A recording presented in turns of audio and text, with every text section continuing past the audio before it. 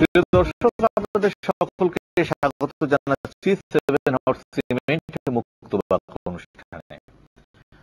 আমাদের আজকের আলোচনার বিষয় এসডিজি বা সাস্টেইনেবল ডেভেলপমেন্ট গোল, যেটা জাতিসংঘ 2030 সাল নাগাদ সারা বিশ্বের দারিদ্র মুক্তির জন্য, ক্ষুধা মুক্তির জন্য, স্বাস্থ্যের উন্নয়নের জন্য এবং পরিবেশ বান্ধব উন্নয়ন নিশ্চিত করবার জন্য, সমতা ন্যায়ভিত্তিক সমাজ গড়ার জন্য নির্ধারণ করেছে সেই এসডিজি এবং উন্নয়নের রাজনীতি। এটি নিয়ে আলোচনা করব। আমরা আলোচনা করবার জন্য স্টুডিওতে আমাদের আমন্ত্রণে সাড়া দিয়ে এসেছেন জাতিসংঘে গুয়াতেমালার সাবেক স্থায়ী প্রতিনিধি এবং যিনি গুয়াতেমালার সাবেক পররাষ্ট্রমন্ত্রী ছিলেন, ইউএনডিপির এক্সিকিউটিভ বোর্ডের প্রেসিডেন্টের দায়িত্ব পালন করেছেন ইতিপূর্বে, এবং একই সঙ্গে এই যে এসডিজি গৃহীত হয়েছে জাতিসংঘে গত সেপ্টেম্বরে, সেটি গ্রহণ করবার ক্ষেত্রে গ্রুপ 77 প্লাস চায়না যে গ্রুপ, সেই গ্রুপের লিড নেগোশিয়েটরের দায়িত্ব পালন করেছেন His Excellency Luis Fernando Carrera Castro. Mr. Luis Fernando Carrera Castro, welcoming you to our show Mukto Bak, that means free talks. You can talk here freely about whatever we will be asking you, and you can express your own observations regarding STD and the politics of development. I know the politics of development was your subject of study during your university days. So far I recall. এছাড়া আমাদের সঙ্গে রয়েছেন Centre for Policy Dialogue CPD research fellow Towfiqul Islam Khan. Towfiqul Islam Khan, আপনাকে স্বাগত জানাচ্ছি, কারণ এই বিষয় নিয়ে তৌফিকুল ইসলাম খানও কাজ করছেন বাংলাদেশের প্রেক্ষাপটে। I want to start with Mr. Luis Fernando Carrera Castro. You have been traveling Bangladesh for the last few days. You have watched the status of Bangladesh economic growth. You have watched the Bangladesh social development growth, and according to SPI, Social Progress Indicator, which was which considered the write-up from Amartya Sen, Joseph Stiglitz, Bangladesh social index of Bangladesh is comparatively better than other countries of South Asia. So, if you consider the status of Bangladesh, what's the necessity of the SDG? Why should we follow it?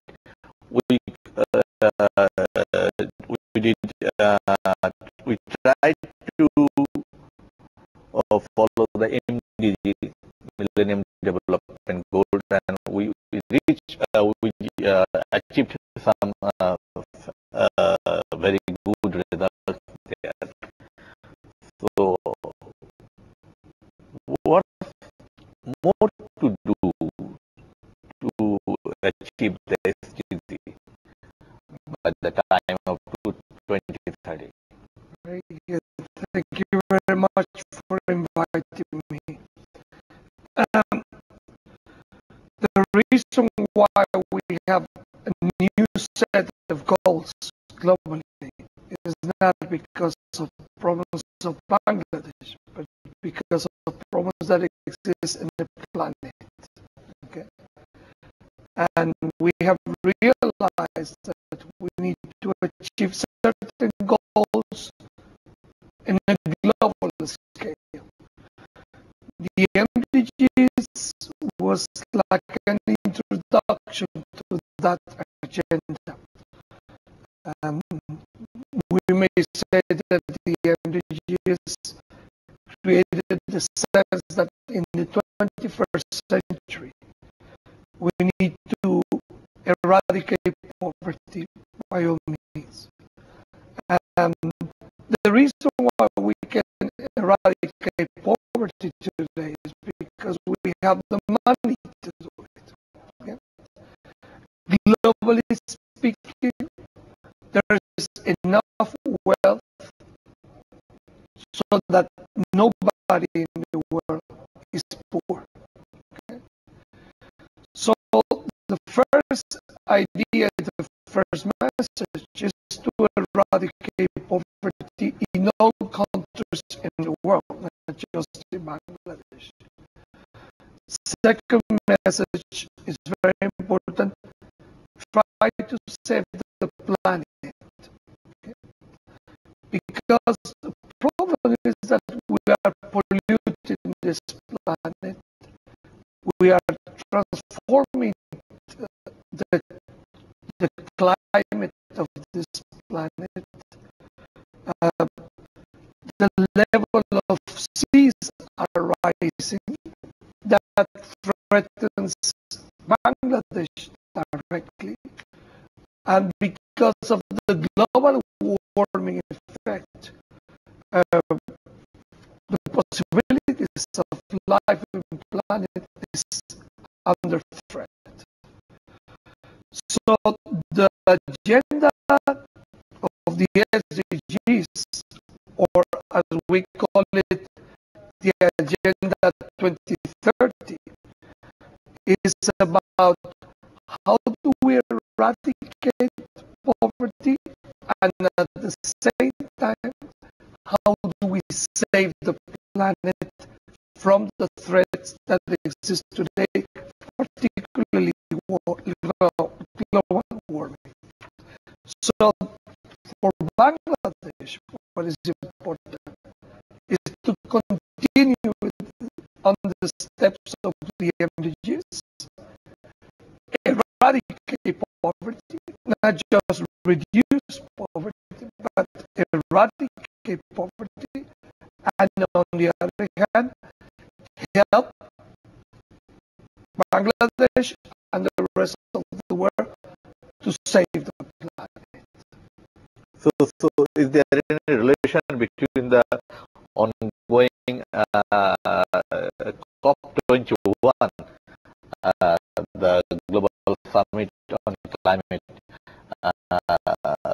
So the achievement of COP21 is what do you want that what should be the what should be the result of the COP21 that will help to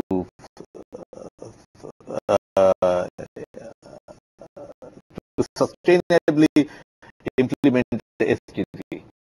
Yeah. Is there a relation there? Absolutely, and correct your observation.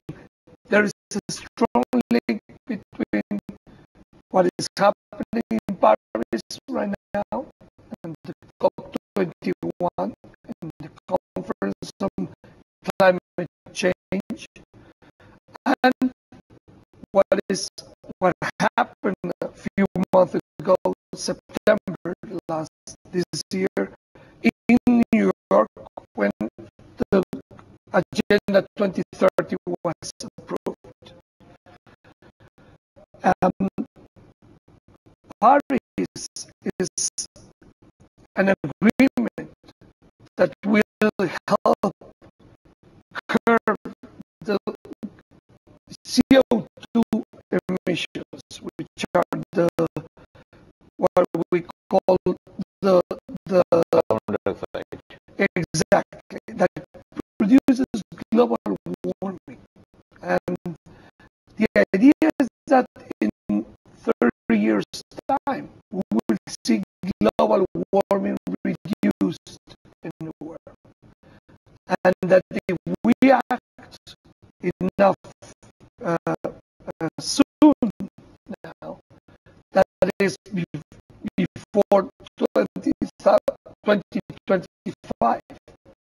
and we start to curb CO2 emissions, maybe by the year 2050, we will be able to claim that global warming has disappeared in the world. So both agendas are very much linked, and those who participate in the negotiations of the Agenda 2030 were always thinking about how to link that with the Paris Agreement. There's only one difference between the two agendas that is important to notice. Agenda 2030 is a political agreement, but the agreement in Paris is legally binding. That is, it is something that has to be done. There is no just political will. Whereas the Agenda 2030, one must say that it is more a political will that is going to drive the implementation of the Agenda 2030. But that's the only difference. But definitely both objectives, eradicate poverty and save the planet, and stop global warming in Paris, are both linked, definitely. Taufiqul Islam খান, আপনার কাছে যেতে চাই, যেগুলো উনি বলছিলেন যে প্যারিসের যে আউটকাম হবে তার সঙ্গে একটা সম্পর্ক আছে, বিশেষ করে এমিশন কাটিং, সেটা একটা খুব গুরুত্বপূর্ণ ব্যাপার যদি আমরা পৃথিবীকে রক্ষা করে উন্নয়নকে করতে চাই। বাংলাদেশে যে ধরনের উন্নয়ন হচ্ছে, আপনি যদি ওনার বক্তব্য ধরেন, এসডিজি পথে যাওয়ার জন্য যে ধরনের আমাদের উন্নয়নের যাত্রা পথ থাকা দরকার, যদিও বাংলাদেশ কমিট করেছে যে 19% এমিশন কাট করবে বলে এক ধরনের আমরা দেখতে পেয়েছি পত্র-পত্রিকার রিপোর্ট, সেটি কি রাইট ট্র্যাকে আছে কিনা আপনি মনে করেন কিনা? পরিবেশের ব্যাপারে যে পদক্ষেপগুলো আছে সেটা মূলত আসতে হবে উন্নত বিশ্বের থেকে। আমরা যে পরিমাণ আসলে কার্বন নিঃসরণ করি, এটা অনেক বড় ব্যাপার না। এটা আসলে যদি বিশ্ব পর্যায়ে দেখি, এটা খুবই একটা নেগলিজিবল অ্যামাউন্ট। ফলে এটা নিয়ে অনেক বড় করার ব্যাপার নেই। এখানে বিষয় হলো, দুটো বিষয় বাংলাদেশের জন্য গুরুত্বপূর্ণ।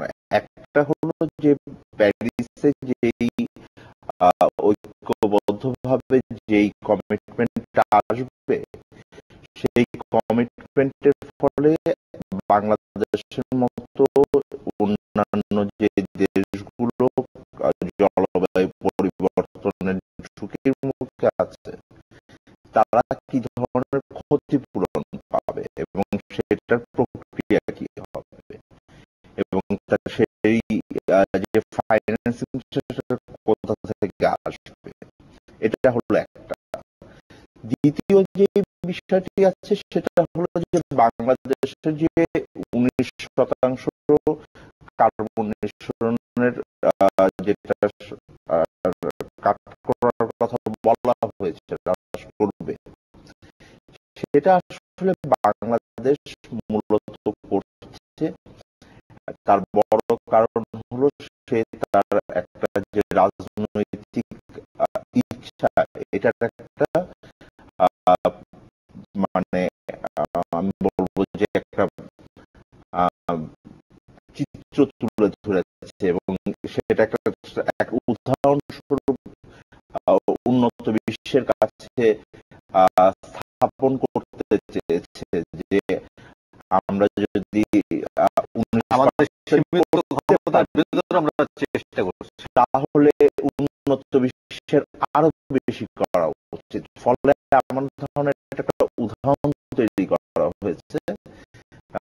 জলবায়ু পরিবর্তনে এর ভূমিকা হয়তো সরাসরি খুব কম হবে, কিন্তু যদি অন্যেরা আসলে সত্যি থেকে উৎসাহিত হয়ে এগিয়ে আসেন তাহলে হয়তো এটা একটা বড় পরিবর্তন আনতে পারবে এবং সেক্ষেত্রে বাংলাদেশ একটা আমার মনে হয় যে ভালো নেতৃত্ব পূর্ণ একটা পদক্ষেপ নিয়েছে।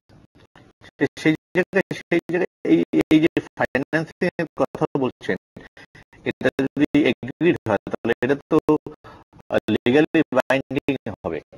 জি, এটা তো যেটা উনি বলছেন যে এটা প্যারিসের বিষয়টা যে এবং যে এসডিজি যে প্রক্রিয়াটার মধ্যে পার্থক্য হলো এসডিজি এক ধরনের কমিটমেন্ট যেটা রাজনৈতিক ভাবে এসেছে এবং প্রত্যেকটি দেশ নিজে নিজে তার কাছে আসলে এক ধরনের কমিটমেন্ট করেছে এবং তারা যে কমিটমেন্টটা করেছে সেটা তারা পালন করার চেষ্টা করবে, কিন্তু আপনি যদি কোনো কারণে পালন করতে না পারি তাহলে আমাকে আইনগতভাবে চ্যালেঞ্জ করা যাবে না। কিন্তু প্যারিসে যে কমিটমেন্টটা আসবে সেটা অনেক বেশি গুরুত্বপূর্ণ এবং এ কারণেই এটা হয়তো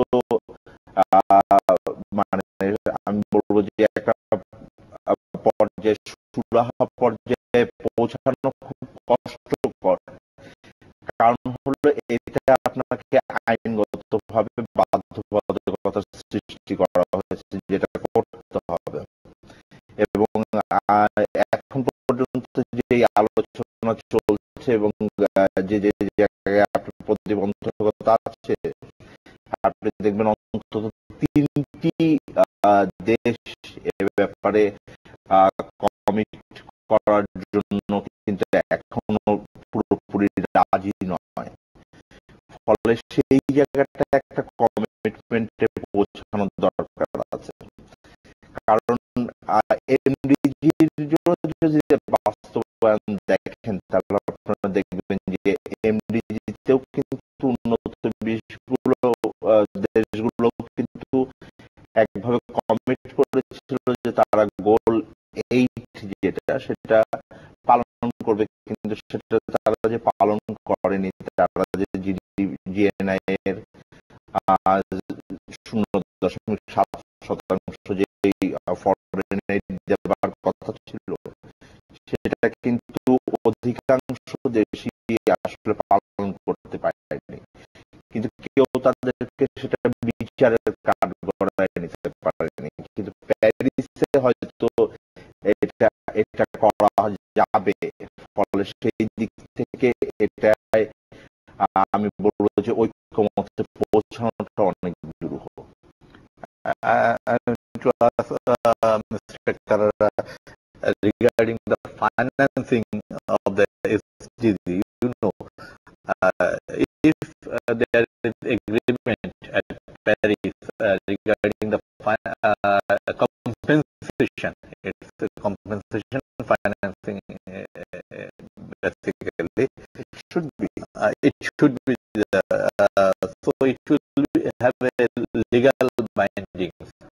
But for SDG, is there any sort of legal bindings regarding the financing?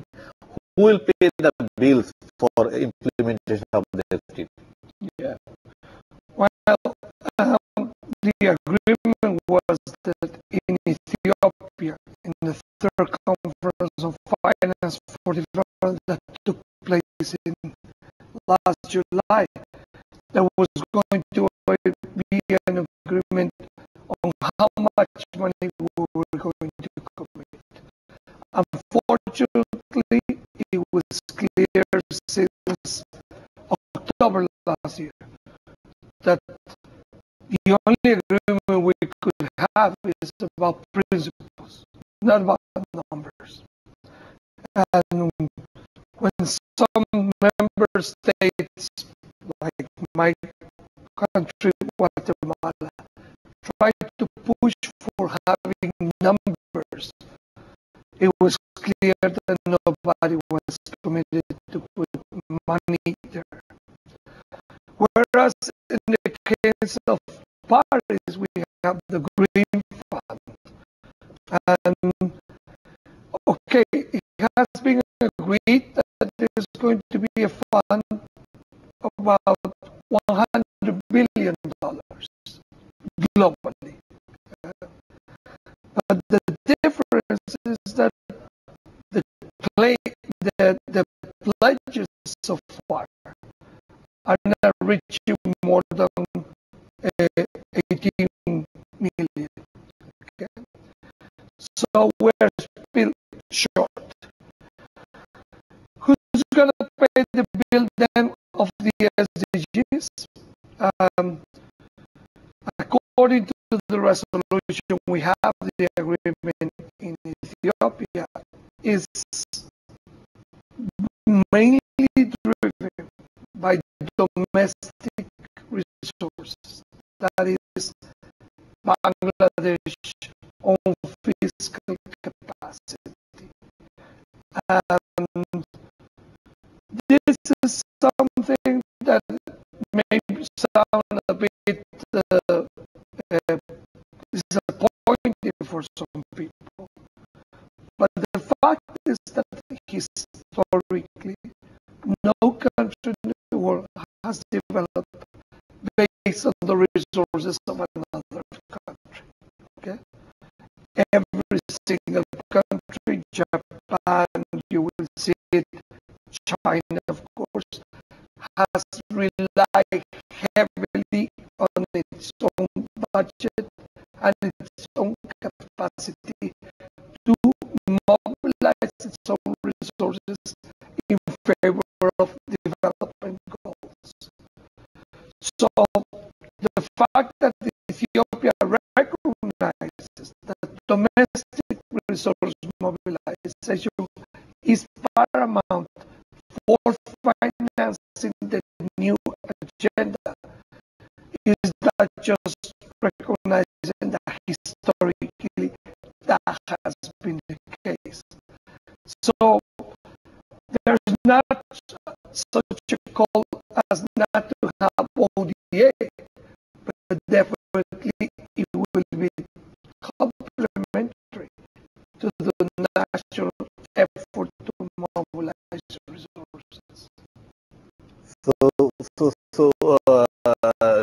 Generating domestic resource is not always very easy for all the countries. For the developing nations, for underdeveloped nations, it's really difficult for them generating. So how they can generate it? By doubling the taxation. It's really difficult for some countries increasing the tax rate. So what they can go for alternative financing? The transition that you are living here in Bangladesh from a low-income economy to the middle-income economy implies also fiscal mobilization that is different. Give it a figures. If you are a low-income country, normally your capacity to generate taxation is more or less between 10 to 15% of GDP. If you are a middle-income country, it will be between 20 and 25% of GDP. If you are a rich country, it will be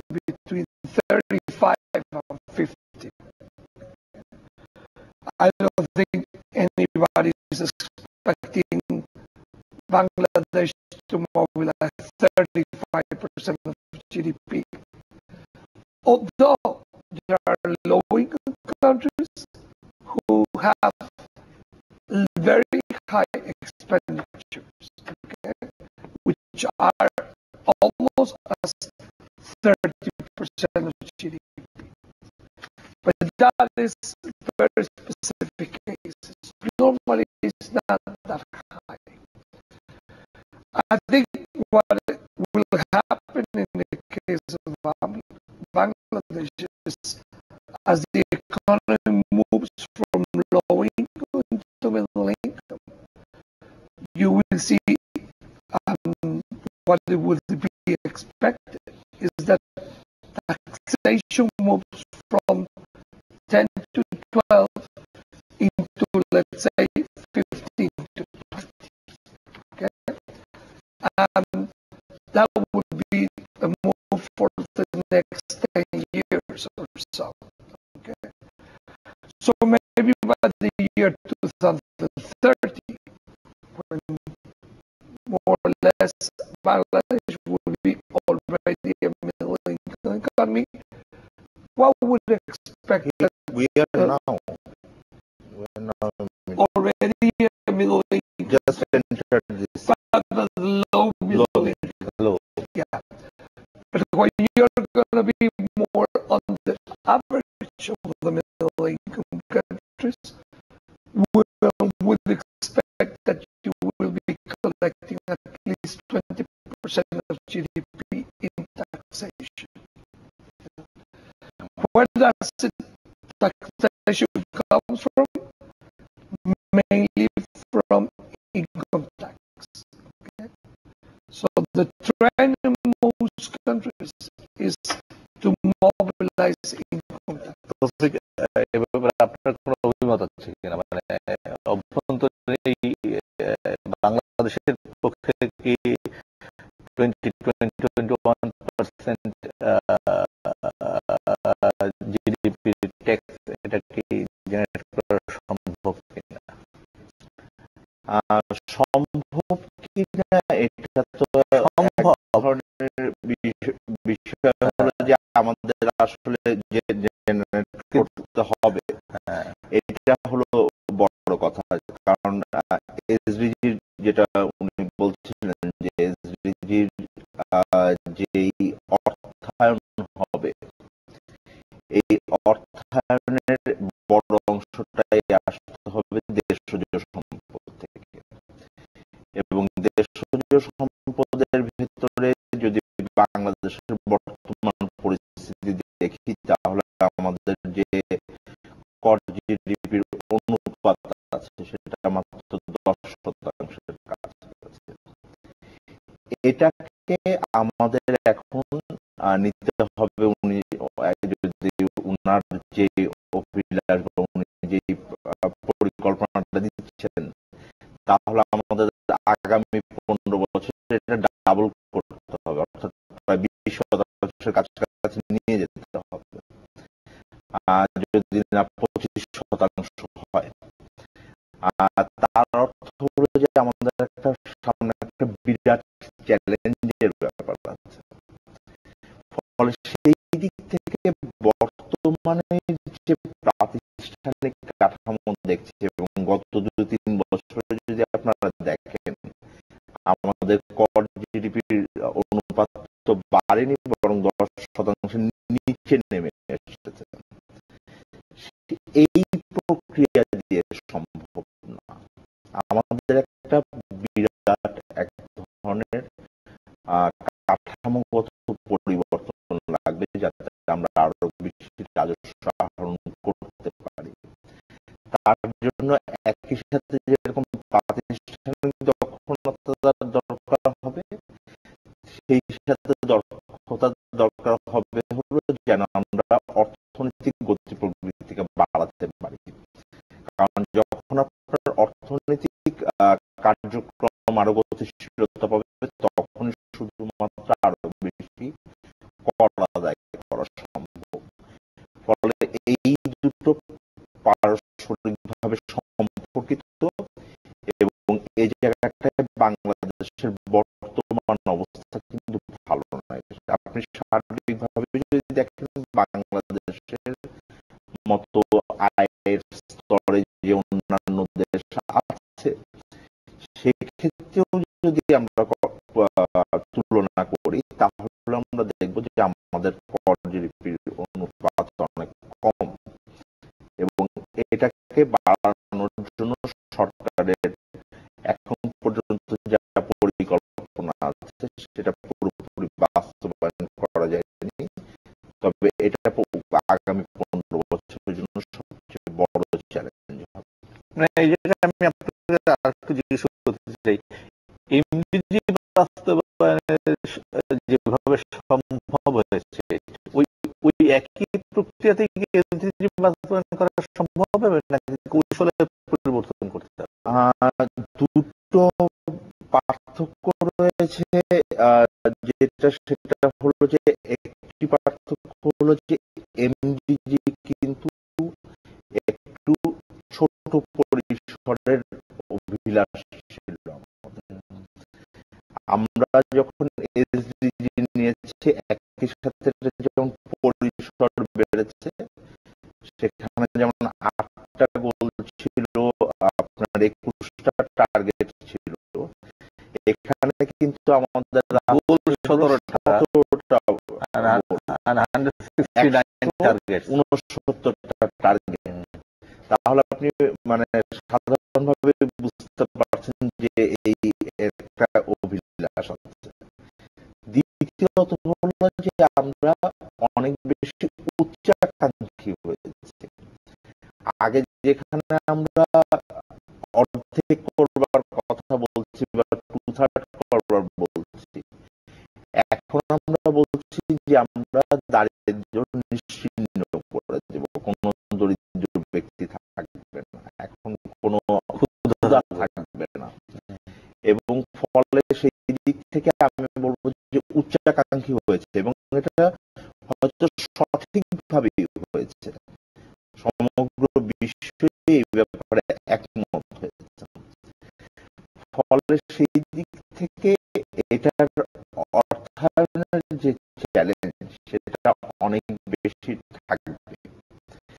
দ্বিতীয় বিষয়টা হলো যে 2000 সালে বা 2001-2 সালে যখন মন্ট্রিয়ালি হলো, এমডিজির পরে এসেছে, তখন বিশ্বের যে পরিস্থিতি ছিল, তখন বৈদেশিক সাহায্য যে পরিমাণ পাবার কথা ছিল, সেটার থেকে এমডিজি অনেক বেশি বৈদেশিক সাহায্য পাবে বলে আশা করা হচ্ছে। কিন্তু এই আগামী 15 বছরে যেটা ধারণা করা হচ্ছে, সেটা হলো যে তথাগত যে বৈদেশিক সাহায্য আছে, এটার প্রবাহ আর খুব বেশি বৃদ্ধি পাবে না। বিশ্ব পরিস্থিতি এখন যে ধরনের জায়গায় আছে, বা উন্নত বিশ্বগুলোর অর্থনীতি যে ধরনের পরিস্থিতি আছে, এটা খুব বেশি বাড়বে না। ফলে সেই দিক থেকে এটা একটা নতুন চ্যালেঞ্জ যে আমাদের বৈদেশিক সাহায্য বাড়বে না, কিন্তু আমাদের দেশজ সম্পদ এবং অন্যান্য যে নতুন নতুন উৎসের কথা বলা হচ্ছে, সেই উৎস থেকে সম্পদ আহরণ করে এবং ব্যক্তি খাতের সম্পদকে কিভাবে ব্যবহার করে আমরা এসডিজি অর্জন করতে পারি। আমরা একটা বিরতি নেব, প্রিয় দর্শক, আমাদের সঙ্গে থাকুন, ফিরছি একটু পরে।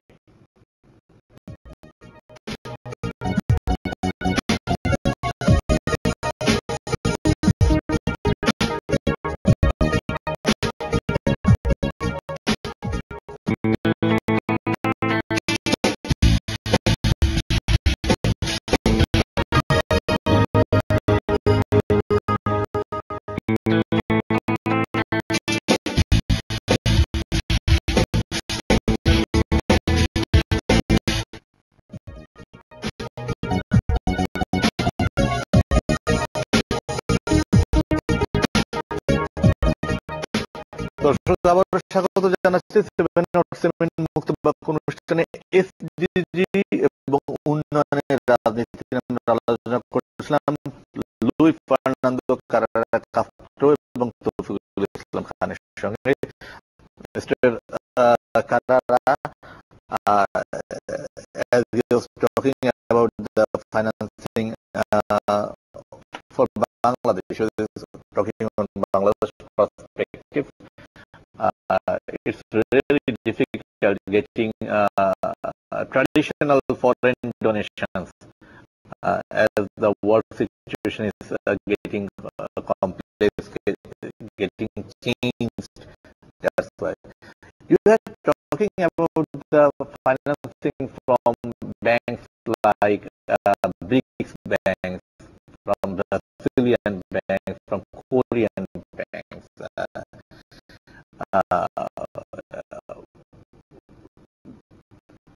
Taking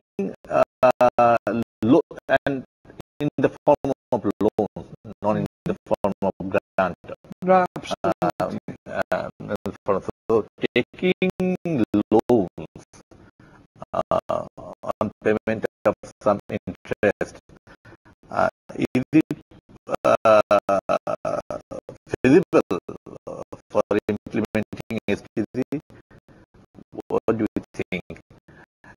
And taking loans from banks like BRICS banks, Brazilian banks, Korean banks, and not taking from IMF, World Bank, will there be any conflict for the recipient groups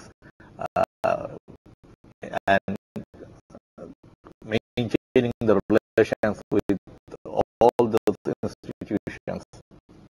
I don't think so. There's no sense of exclusivity from World Bank, which is a financial institution. IMF is not the same. IMF provides funding when you need stability, but not for projects or for implementing development projects. Or Asian Development Bank, as World Bank implements projects. There's competition, of course.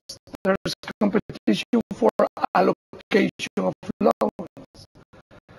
But the real thing is that everybody is thinking about allocating a lot of resources, basically in infrastructure and energy. Those are the two sectors that have been focused by the banks that are the most important. The difference between a loan from, let's say, a Brazilian bank or a Korean bank or a Chinese bank as compared to the World Bank or the Asian Development Bank basically is that normally those loans are linked to energy projects or infrastructure projects that are more or less connected with companies that come from those countries. Okay? So maybe the interest rate is not so high, it's relatively concessionary, but the fact is it is linked to a certain company to come and do the project. Okay? So it's a way of also financing the operations of their projects, of their companies in the world. Why many countries take those loans? Basically because beyond that there is no other condition. Okay? Whereas if you go for a multilateral loan, many times there are many other conditions that are not necessarily directly linked to the project itself, but you need to meet, and the accountability and the controls that exist for multilateral loans are controlled again by boards that are very strict in seeing that the money is implemented the way it was planned. Whereas the other are more like you allow the company that is going to execute to go ahead with the work, the public work they're going to do, and after that you control whether it was implemented or not correctly. But, so these loans that come from a bilateral source and new banks mainly goes to companies of those countries that are interested in implementing projects here. So that would be the major difference. But they're going to have a lot of money. I always put the example of the Brazilian Development Bank. The Brazilian Development Bank has in assets 2 times what the Inter-American Development Bank, which is the equivalent of the Asian Development Bank, has in Latin America. Just the Brazilian bank has 2 times the assets of the Inter-American Development Bank. So these are huge financial institutions, and they also channel what we know today as liquidity. There's a lot of dollars in the economy, in the global economy, and they're helping channel those dollars into implementing projects. We have also another source of funding these days, which is the funding that goes through what we call sovereign funds. In the Persian Gulf, there are several sovereign funds. The largest sovereign fund in the world is the Norwegian sovereign fund, which is more or less $860 billion a year.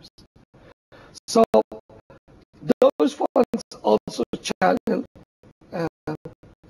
financing for specific projects in energy and infrastructure. Why energy and infrastructure are so popular? Because they are large. So you don't need to pay like 10 loans of $40 million, but one single loan of 400. And because it is needed, one arrives in Dhaka and observes the situation and thinks, okay, this is a country that needs better infrastructure. It's obvious. So it is a combination between the large liquidity that exists in the world and the need for infrastructure that is pushing the drive for energy and infrastructure projects, not just in Bangladesh, all over the world. উনি যে কথা বলছেন সেটা কতখানি বাস্তবতা সম্পন্ন বা গ্রহণযোগ্য বাংলাদেশের জন্য ফাইন্যান্সিং এর ক্ষেত্রে যেটা বলছেন অল্টারনেটিভ ফাইন্যান্সিং, এটা ভবিষ্যৎ আসলে উনি যেটা বলছেন সেটা হলো যে এখন আমাদের যেটা বলছিলাম যে ট্র্যাডিশনাল যে উৎসগুলো ছিল আমাদের, সেই উৎসগুলো থেকে আস্তে আস্তে ঋণ দেবার ক্ষমতা কমে যাচ্ছে, এবং যেটা উনি বলছেন যে শর্তযুক্ত ঋণ থাকে, অনেক দেশই এখন এই শর্তহীন ভাবে একটু বেশি এক্সপেন্সিভ হলেও এটা অনেক বেশি ইন্টারেস্ট রেট অনেক ভ্যারি করে না, যে এখানে হয়তো 0.7 বিশ্ব ব্যাংক দিচ্ছে, আর সেখানে বাংলাদেশে যদি অন্য কোনো ব্যাংক যদি দেয় এটা হয়তো 3%, 4%-এর মতো হবে ইন্টারেস্ট। ফলে সেদিক থেকে আসলে আমার মনে হয় যে এটা নতুন উৎসগুলো আসছে এবং এই উৎসগুলোকে কাজে লাগানোর কথা বলা হচ্ছে। বড় ব্যাপার হলো বাংলাদেশের কথা যদি বলি, তাহলে বাংলাদেশ এখন যে মধ্যম আয়ের দেশে প্রবেশ করলো, এবং ধীরে ধীরে কিন্তু আগামী 5 থেকে 10 বছরের মধ্যে আপনি দেখবেন যে অনেকগুলো আমরা যেটা বলতাম যে সফট লোন উইন্ডো যেটা আমরা পেতাম, সেই সফট লোন উইন্ডো গুলো আস্তে আস্তে আমাদের জন্য কমে আসবে, আমাদেরকে না দিয়ে এটা তো অন্যান্য দেশকে দেওয়ার কথা ভাববে।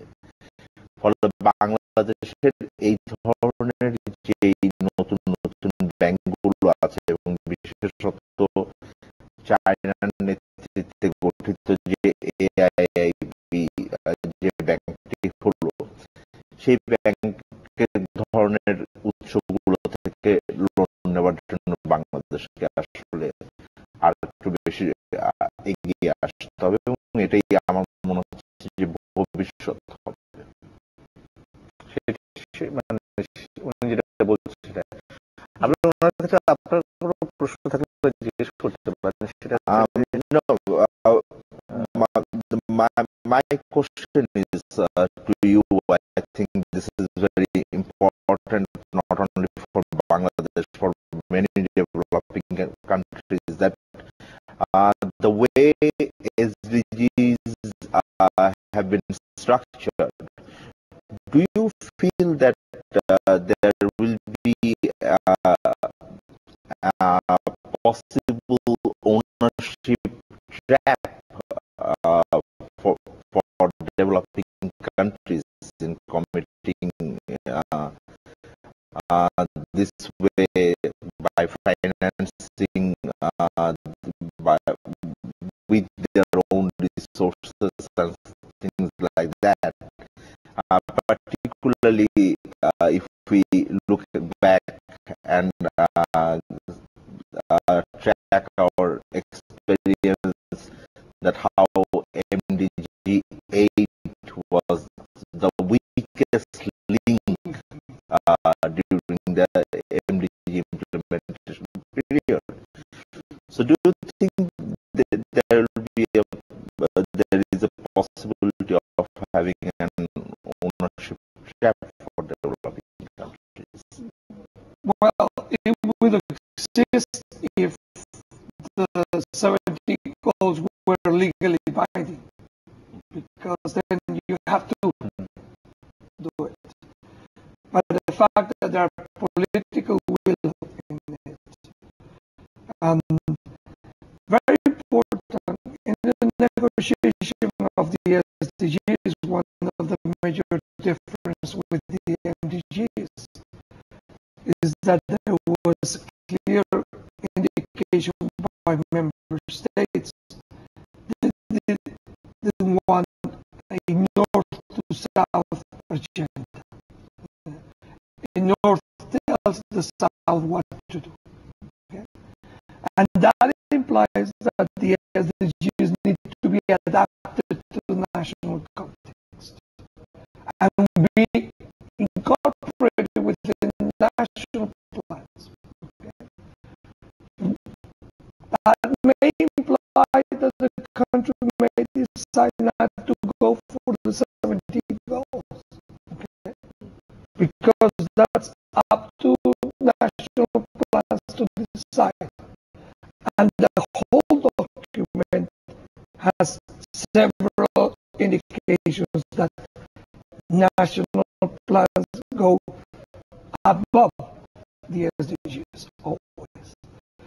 So the question would be, what are the development goals that Bangladesh wants to achieve, and which was is decided to finance? Okay, there's no one in the world who can come here in Bangladesh and say, well, you're missing this and you're missing that. You know? Accountability is a bit difficult then now compared to the LDGs. Accountability is different these days. And accountability relies much more on understanding the major tenet of the agenda. And the major tenet is basically eradicate poverty, stop climate change. So as long as you move within those two parameters, you're more or less moving in what the global goals are saying. This would mean that citizens of Bangladesh may come and say, I think my government is not doing enough in goal 11, okay? Urbanization and urban planning. Okay? That may happen. Okay? Citizens have the right to claim whatever they consider correct. Okay? But that is different from legally binding documents. And because of that, I think the SDGs won't be like an imposition to Bangladesh. Bangladesh will have to look for how they want to process this, how they want to adapt it. And what is important is that the 17 goals reflect what I call a basic ethics for development. Okay? And what is more important is that every country understands whether they want that ethics of development to guide them or not. And if the country itself decides that that ethics for development is the guiding element, then definitely you need to look does that also weaken the implementation process, because the way the wording has been changed a little bit to kind of lose the accountability framework? Do you think that will give a kind of stumble for actually implementing the SDGs? It may happen that in the next 5 years, countries will realize that we cannot achieve it. So SDGs, the kind of vibe it had, and now it will lose in 5 years or so. Well, what I think is what is going to take place is 70 goals, as you know, is a bunch, a large number of goals. Okay, so I think what most countries will say is, we go first with this set of goals, and then we will move with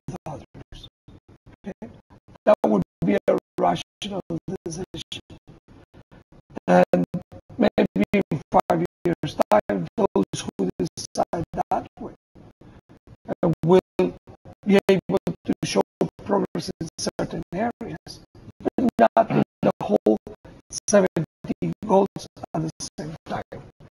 And what is important is that when you move that way, you are accountable for what you're trying to put as priority.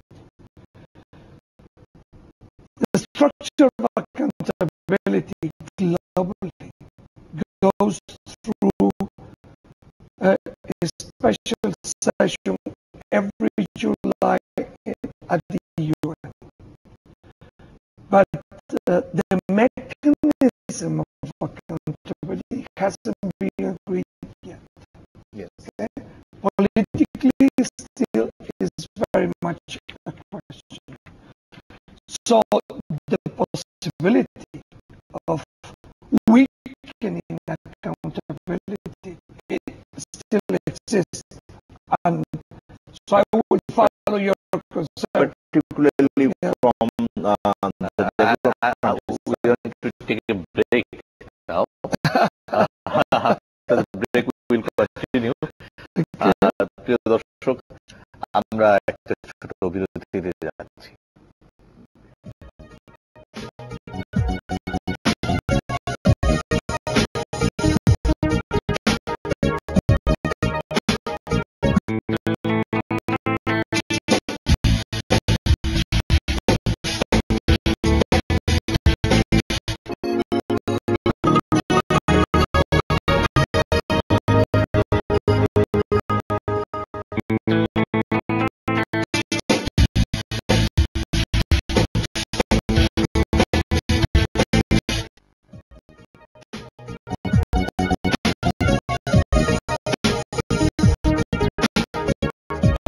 আবার স্বাগত জানাচ্ছি মুক্ত বাক্যে। আমরা আলোচনায় ফিরে যেতে চাই। তৌফিকুল ইসলাম খান, আপনার কাছে যেতে চাই। এই এই যে আলোচনা আমরা করছি, সেখানে উন্নয়নের একটা রাজনীতি আছে কিন্তু বিশ্বব্যাপী। সেই জায়গাটা থেকে যদি এসডিজি দেখেন, এমডিজি বাস্তবায়নের ক্ষেত্রে এবং এসডিজি বাস্তবায়নের ক্ষেত্রে যারা মোড়ল দেশগুলো, যাদেরকে বলি সহজ, তাদের বিহেভিয়ার কি চেঞ্জ হয়েছে বা হবে বলে মনে হয়? আমার মনে হয় যে সবচেয়ে বড় যে বিষয়টার কথা আমরা তুলে ধরেছি, সেটা হলো যে এসডিজি এমন একটি সময়ে এসেছে যখন বিশ্বগুলো এই ধরনের একটি উচ্চাকাঙ্ক্ষী প্রক্রিয়ার ভিতরে এগ্রি করেছে। আবার একই সাথে আপনি যদি বৈশ্বিক পরিস্থিতি দেখেন, তাহলে আমি বলবো যে যে ধরনের কনফ্লিক্ট চলছে, যেভাবে উন্নত দেশগুলোর অর্থনৈতিক এক ধরনের স্থবিরতা চলছে, তাতে তারা যে কমিটমেন্ট গুলো আছে, যে তাদের বৈদেশিক সাহায্যের দিক থেকে বা বাজার সুবিধা প্রদানের দিক থেকে, সেই কমিটমেন্ট গুলো তারা কতখানি রাখবেন সেটা নিয়ে একটা সন্দেহ এখনো থেকে যাচ্ছে। এবং সে বিষয়টি হিজ এক্সেলেন্সি বলছিলেন যে কিভাবে এটা এখনো ইমপ্লিমেন্টেশন হবে বা এটার যে একটা অ্যাকাউন্টেবিলিটি ফ্রেমওয়ার্ক, সেটা নিয়ে এখনো দ্বিধা রয়েছে। আমার মনে হয় সেই বিষয়টি যদি আর একটু পরিষ্কার করে উনি বলেন, তাহলে দর্শকদের জন্য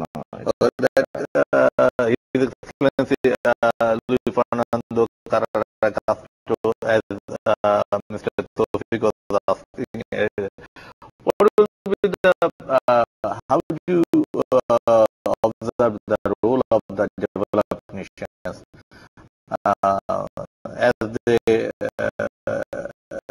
they had a very limited role in implementation of the MDG? Will they continue this way? Given the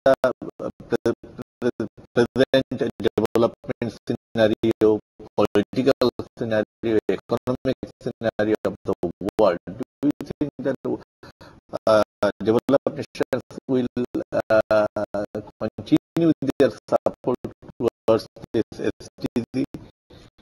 And also, if I allow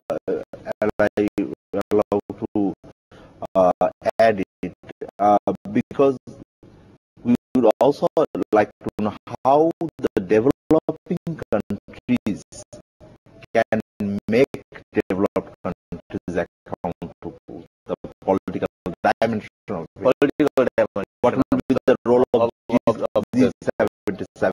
Okay.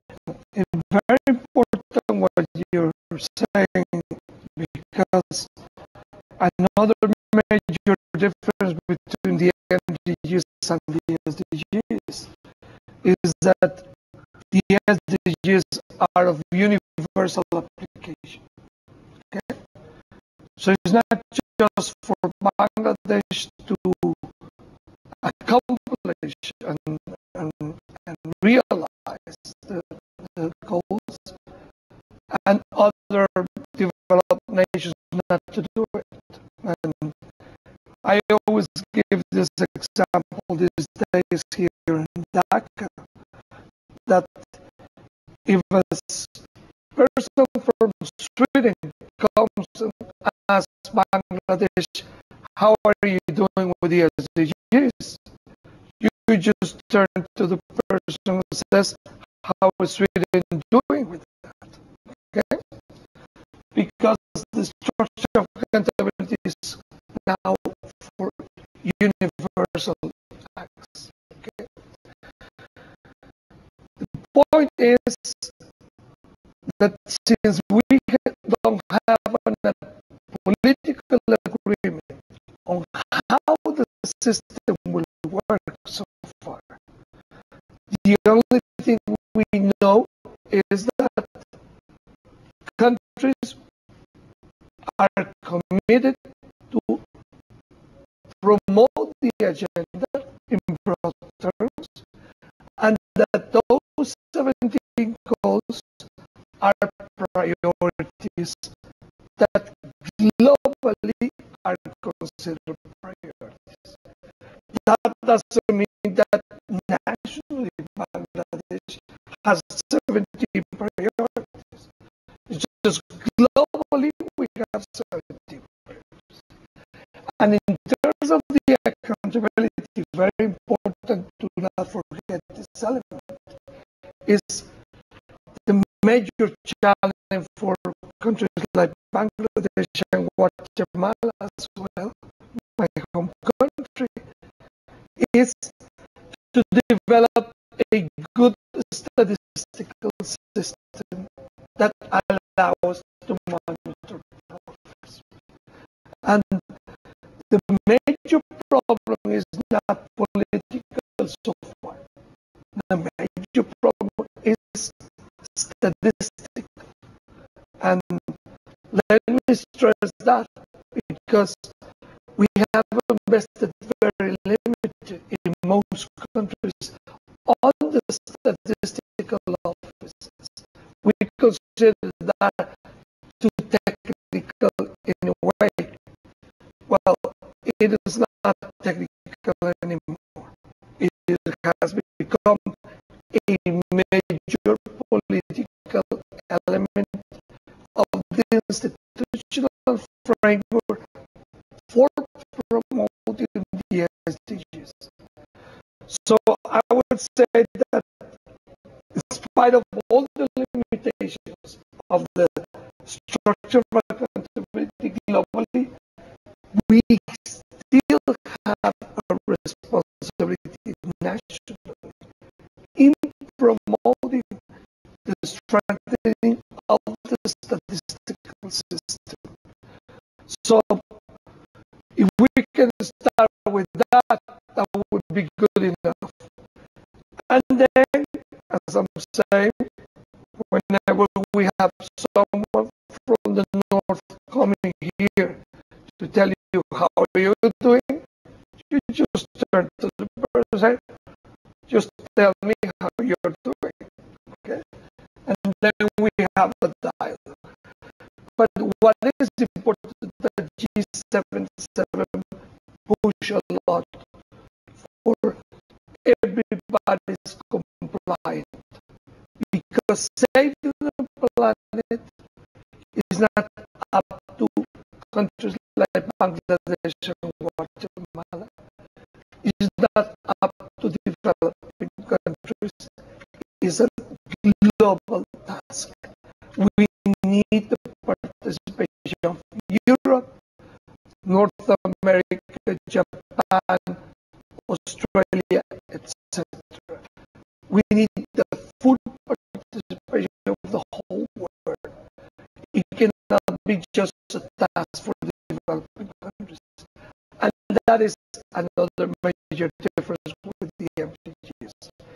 MDGs eradicate poverty, maybe a major goal for the developing countries, not for so much for rich countries. But saving the planet is a global concern and a global responsibility. And its main target is making middle class. That's right. Absolutely. Thank you very much, His Excellency Luis Fernando Carrera Castro, for giving us time.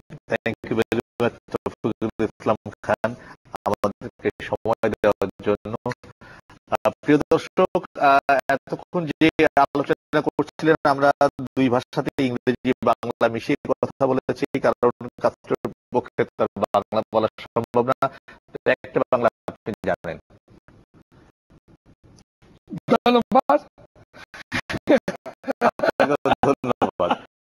উনি ধন্যবাদ জানিয়েছেন দর্শক সবাইকে, এবং যে গোলগুলো নিয়ে আমরা আলোচনা করছিলাম, 17টি গোল রয়েছে, যার ভিতরে দারিদ্র মুক্ত করা, ক্ষুধা মুক্ত করা, মানুষের জন্য স্বাস্থ্য ওয়েলবিং নিশ্চিত করা, এডুকেশন নিশ্চিত করা, পানি ব্যবস্থা নিষ্কাশনা, জ্বালানি নিশ্চিত করার কথা, সুন্দর নগর গড়বার কথা, সুবিচার এবং প্রাতিষ্ঠানিক সক্ষমতা সৃষ্টি করার কথা, যেগুলোতে বলা হচ্ছে, যেখানে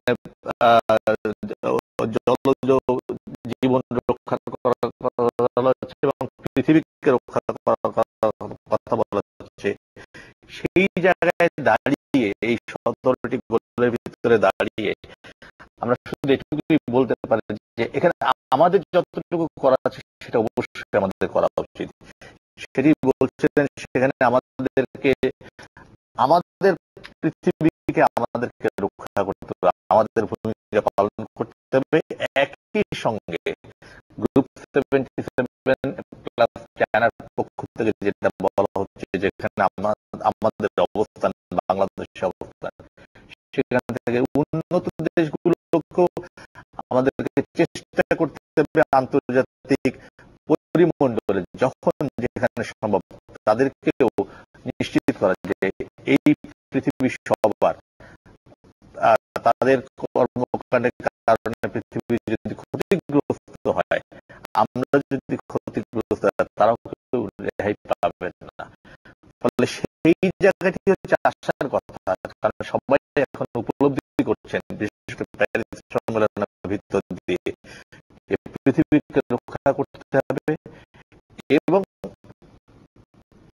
এসডিজি যে মূল কথা, একটি বাজারে যেতে সক্ষম একটা মধ্যম আয়ের জনগোষ্ঠী তৈরি করতে হবে বিশ্বব্যাপী। এই মধ্যম আয়ের জনগোষ্ঠী, যাদের মধ্যম ইনকাম আছে, তারাই শিক্ষিত জনগোষ্ঠী হয়েছেন, সচেতন জনগোষ্ঠী হয়েছেন, তারাই পৃথিবীকে রক্ষা করবেন। এই প্রক্রিয়াতে এই সমগ্র বিশ্বের যে প্রক্রিয়া, সেই প্রক্রিয়া নিশ্চয়ই বিফল হবে না। এই প্রত্যাশা করে শেষ করছি প্রিয় দর্শক, সবাই ভীষণ